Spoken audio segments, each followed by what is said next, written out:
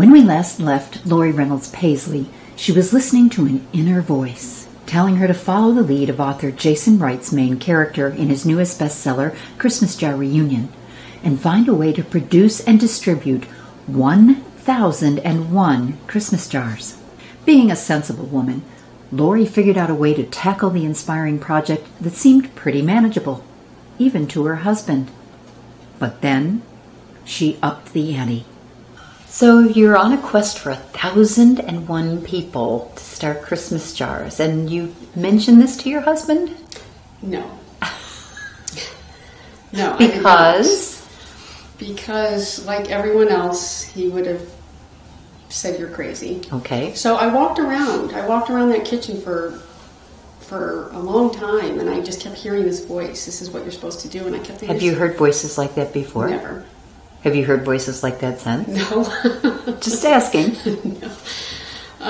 It was just a crazy moment, I guess. I don't know, but I kept saying, that is ridiculous. That is ridiculous. I don't know 1,001 people. It's May, and that doesn't give me very much time to have people fill jars between now and Christmas.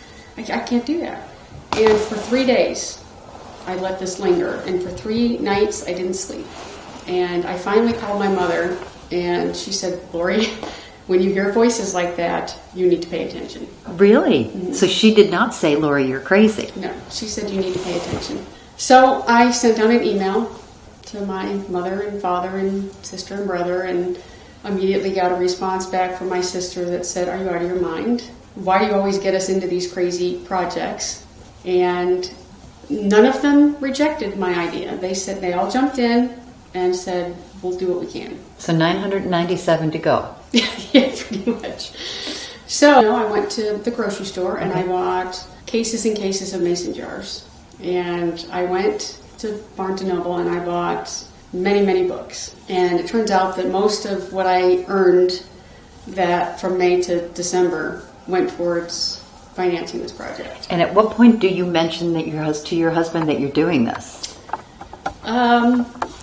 I think it was probably a week or two. I tried to get my feet wet and see if this was really something that was going to happen. So I wrote a little blurb about what had happened and about my family's Christmas jar tradition and about this book, and told them that I was looking for 1,001 people to donate jars. When you say told them, where did you write this? What was it for? Most of it was email, social media, and phone calls, and dining room table fill up with lots and lots of jars and lots of packages, because I was mailing jars and books out to people. So you didn't just ask them to do this, you supplied them with the Sometimes. jars? I most definitely supplied them with the books.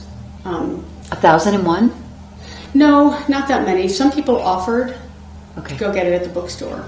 But I offered also to send it to them. Whatever they decided, that's what I did.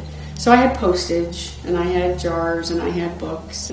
The phone would ring, and I would get emails, and friends of friends of friends, would hear about this project, and they too would want to get involved. I had a lady call me after Katrina, and she said, and I don't know where she got my name or my number, but she heard about this Christmas jar project from a friend. Now, mind you, she's down in Louisiana. And she called and she said, I lost everything in Katrina. And I have a family who has helped me tremendously get through all this. And I can't give them a jar full of change, but I would like to give them a copy of the book and an empty jar as a gift. Can I do that? And I said, of course. So I did send her a jar and a book. I never met her, never heard from her again. The Optimist group that my sister was president of, they adopted the Christmas Jar Project that year. And so all of their members filled jars. I noticed on Facebook, Jason had decided to do a map. He was going to do a map and put a gold star everywhere there was a Christmas jar being filled. And I hadn't told him yet about my project. So this is May. This 3 months 2 months underway? later. And I kept a little black book, and I wrote down everybody's name and what state they were from. And I thought, I better tell him, because I have this little black book of all these people who are filling jars all over the country. So he was just blown away. He couldn't believe it. And we filled in that map, at that point I decided, what if I got a jar in all 50 states? Wouldn't that be fun? Because of 1,001 jars wasn't quite enough of a challenge. Yes. Okay, good. So I reached out to my family and friends again. Does anybody know anybody in this state or that state or this state? I sent jars and books all over the country, and I did. I got a jar in all 50 states and 13 different countries. This sounds like a full-time job. It was. But weren't you still working at Barnes & Noble at this point? And were your children still home? Yes, they were. Okay, so how do you balance all of this? I didn't do it very well. I can say I didn't. When it was finally over and done with, my kids all and my husband took a deep breath and said, I got Mom back. Yeah. And actually, we didn't stop at 1,001. We stopped counting at 1,500 people. And what time of year about was that? Do you know? It was in December. I was very satisfied. And it made me realize that one person can make a difference. You know, you make up your mind to do something and you can do it. You find a way to do it. What was the biggest revelation to you in that year, in that 9 months, really? Probably just that. I set out to do something that really, I really didn't think I was going to be able to succeed at finding 1,001 people. And I think the biggest thing was that I realized after that, you know, I could make a difference, one person at a time, one jar at a time. Is there one jar that's memorable to you in that 9-month process? The 1,001 jar? Who you know who it is? I gave it to Jason. I sent it to the author. And in order to keep track of those jars, I put a little sticker on the bottom of those jars, and each one had a number on it. So I knew when I got to 1,001. And so I sent that 1,001 jar to him, and I believe he still has it. And I also wrote the website, which was www.christmasjars.com, so that when the people received those jars, they could look at the bottom of the jar and maybe visit the website and find out what a Christmas jar really was. Because if I had received a jar like that, I'm not sure I would have known what it was. That book changed my life.